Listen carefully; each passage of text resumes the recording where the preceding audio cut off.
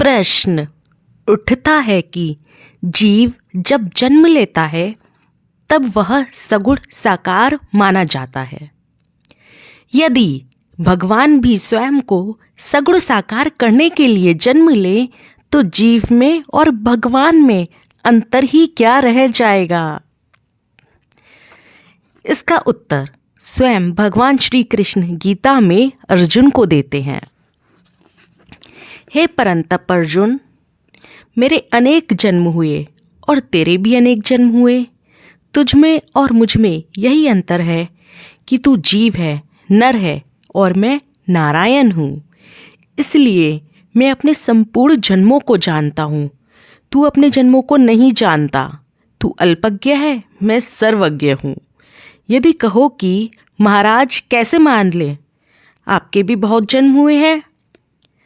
मेरे जन्म हो सकते हैं क्योंकि मैं जीव हूँ, लेकिन आप तो अनादि अनंत साक्षात परमब्रह्म परमात्मा है। आपका जन्म कैसा?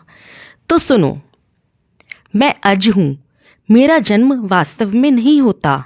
मैं अव्यय हूँ, ना तो मेरा कभी नाश ही होता है, अर्थात ना तो मैं पैदा ही होता हूँ और ना मरता ही हूँ।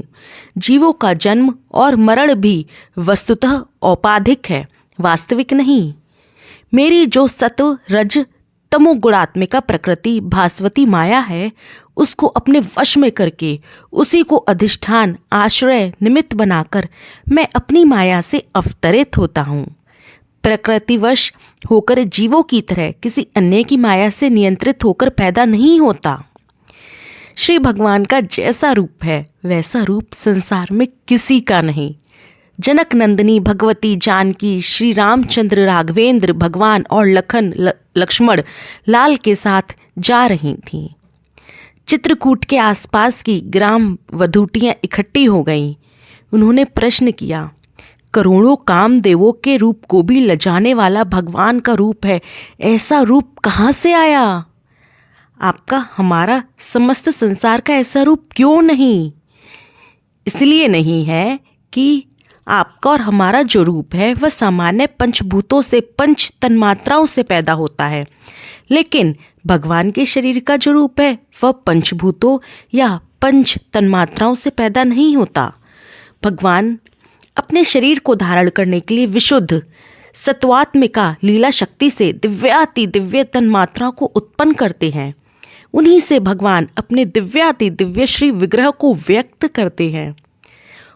उसमें इतना आकर्षण होता है कि ज्ञानी का मन भी उसकी ओर खिंच जाता है। संसार के जब सब रूपों की ओर से वह अलग हो जाता है, बच जाता है।